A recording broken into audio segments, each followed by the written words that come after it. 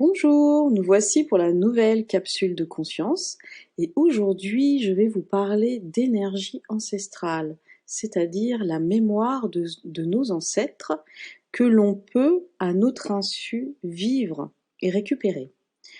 Ce qu'il faut savoir, c'est que nous sommes tous et toutes influencés par les blessures, les trahisons, les amours et les passions de nos ancêtres.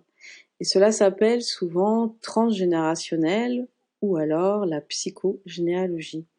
C'est un sujet qui est vraiment passionnant. Moi, ça fait des années que je me passionne pour tout ce qui est mémoire ancestrale, mémoire dans la famille, parce qu'on se rend compte qu'il y a des dates d'anniversaire, qu'il y a des événements que nos ancêtres ont vécus et que nous, on peut répéter. Donc ce qu'il faut comprendre, c'est que c'est surtout un outil qui va nous permettre de nous libérer et libérer aussi toute la lignée familiale. Le travail que nous allons faire sur nous va agir sur toute la ligne de temps et toutes les personnes qui sont reliées à notre arbre généalogique. Donc on peut se dire qu'une bonne partie de nos blocages, ça peut être des accidents, des épreuves ou des défis, peuvent s'expliquer avec l'histoire de nos ancêtres.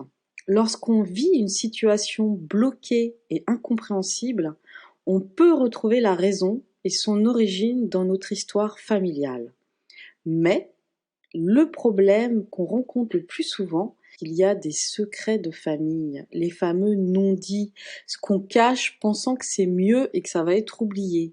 Et ces secrets de famille, c'est ça qui va nous empêcher de nous en libérer, car on n'en a pas conscience et c'est également la raison pourquoi ça se répète. Alors, avant de continuer, je vais me présenter pour ceux qui ne me connaissent pas. Je suis Jessie Bira, thérapeute intuitive, canal et auteur. Et j'accompagne de nombreuses personnes à se libérer justement de blocages qui peut être dans la généalogie, dans les ancêtres, comme de blocages de l'enfance avec l'enfant intérieur, conditionnement et croyances. Donc si vous voulez découvrir ce que je fais, vous pouvez me retrouver sur mon site internet Clés spirituelles. Alors, qu'est-ce que c'est l'énergie ancestrale? Pour comprendre comment ça fonctionne, il faut savoir que la mémoire de nos ancêtres nous habite tous et toutes. Nous pouvons imaginer que c'est une énergie, moi j'aime beaucoup l'appeler ancestrale, qui relie tous les êtres de l'arbre généalogique. Donc ça peut aller très loin. Généralement, en psychogénéalogie, on parle de remonter jusqu'à 7 générations. On va hériter des gènes, mais également des traumatismes. Et justement, il y a beaucoup de recherches qui ont été effectuées, et une équipe de chercheurs américaines a testé sur des souris, et elles ont découvert que les événements traumatiques avaient une influence sur les gènes et modifiaient l'ADN. De mon côté, moi je vois cette énergie ancestrale comme un fluide qui englobe toute la famille et lorsqu'un individu la modifie, elle va se répercuter sur tous. C'est pour cette raison que le travail que vous faites sur vous aura de l'effet et libère des blocages et des traumatismes sur tous. Alors on parle souvent que ça va libérer la descendance, mais il faut savoir aussi que tous les ancêtres qui sont partis, qui sont décédés, peuvent aussi être libérés. Je vais vous donner un exemple. Imaginons, et c'est le cas que j'ai rencontré, qu'une jeune femme découvre qu'elle possède un fibrome et elle en parle à sa mère. Elle apprend par celle-ci que les fibromes sont comme une répétition dans sa famille. Sa mère en a eu, ses tantes également, et qu'elles ont dû toutes faire une hystérectomie. Elle décide de faire des recherches et elle découvre que sa grand-mère en avait eu aussi. Et à la place, elle apprend que son arrière-grand-mère est morte en couche, lorsque sa grand-mère était petite fille. Et sans le savoir encore, elle avait trouvé l'origine de ce fibrome et de ces fameuses extérotomies que toutes ces femmes de sa famille devaient subir. Le décès de son arrière-grand-mère était secret, et personne n'en parlait dans la famille. En faisant un travail sur elle et en mettant en lumière ce traumatisme familial, elle a pu cesser cette répétition et se guérir. Alors, comment transformer l'énergie ancestrale? On hérite aussi bien des talents. Par exemple, si jamais dans votre famille il y a un talent pour le commerce, il y a de grandes chances que vous soyez aussi talentueux pour le commerce, ou la peinture, ou le chant. Et bien sûr, on hérite aussi des blessures. Donc cette énergie ancestrale nous demande d'éclairer les secrets. Tout ce qui est non dit, il faut absolument que ça soit éliminé. Donc essayez de rencontrer des personnes de votre famille qui peuvent et qui savent l'histoire, qui connaissent l'histoire et qui peuvent vous raconter ces fameux secrets. Il faut aussi replacer ses ancêtres à leur place, c'est-à-dire faire son arbre généalogique. Il peut y avoir dans votre famille des ancêtres qui ont été exclus ou qui ont, par la honte, été rejetés du clan. Donc il faut refaire un arbre et replacer ses ancêtres. C'est aussi le cas d'enfants qui sont nés d'adultère et qu'on a essayé de cacher, ou de personnes infirmes aussi. Ça arrivait souvent qu'on les abandonnait. Donc il faut replacer tous ces ancêtres dans l'arbre généalogique.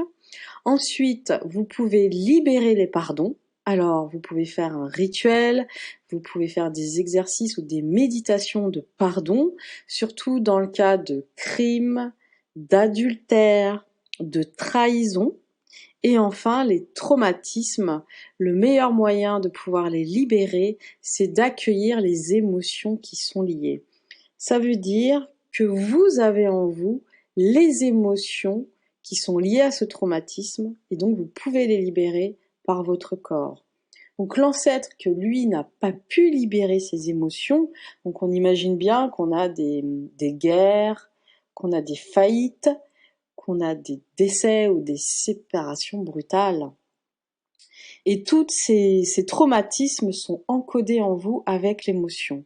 Donc en accueillant les émotions à la place de votre ancêtre, vous pouvez les libérer.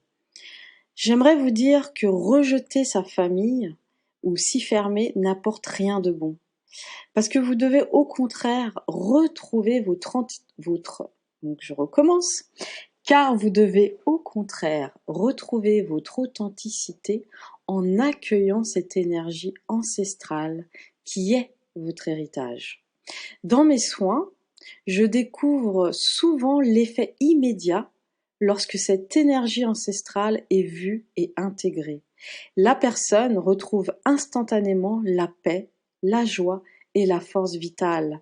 Parce qu'il faut savoir que quand on a un blocage qui est transgénérationnel, souvent c'est toute une énergie vitale qui est bloquée.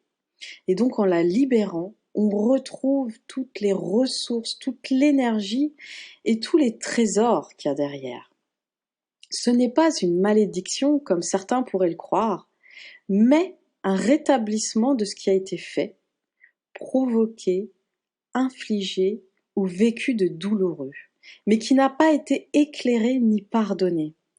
On va répéter les mêmes situations, les blessures, les épreuves, afin de libérer vraiment toutes nos lignées. Lorsque cette libération est faite, vous pourrez découvrir un vrai réservoir de potentiel, de force, de talent et d'opportunités pour vous. Prenons un exemple. Si dans votre famille, et moi j'ai eu le cas en accompagnement, une femme qui avait voulu se mettre à son compte et elle n'y arrivait pas. Elle n'arrivait pas à se mettre à son compte, elle comprenait pas, elle faisait tout correctement et souvent elle avait une angoisse qui la prenait. Et en fait, ensemble, en discutant, on a découvert que son père s'était mis à son compte et avait fait faillite, son grand-père s'était mis à son compte et avait fait faillite. Ils en ont perdu la vie tellement que ça a été difficile pour eux de faire cette faillite. Donc vous imaginez cette femme, la pression qu'elle a en étant à son compte.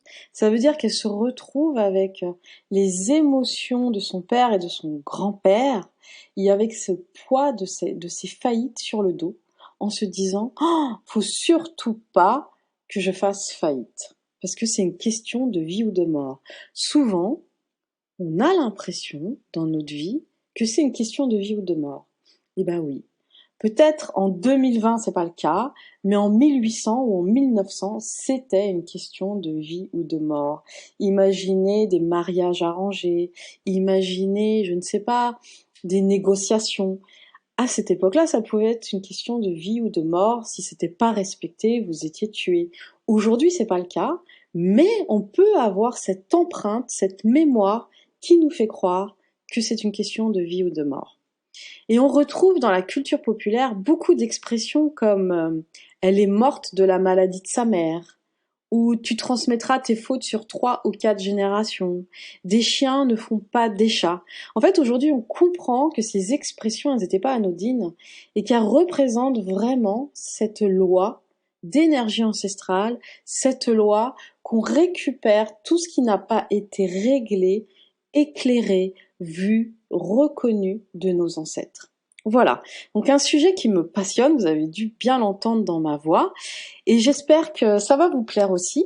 Si vous avez des questions, n'hésitez pas à me les poser dans les commentaires, et si vous aimez ces petites capsules de conscience, de vous abonner, de liker et de partager. Je vous dis à demain pour la prochaine capsule. Bye bye!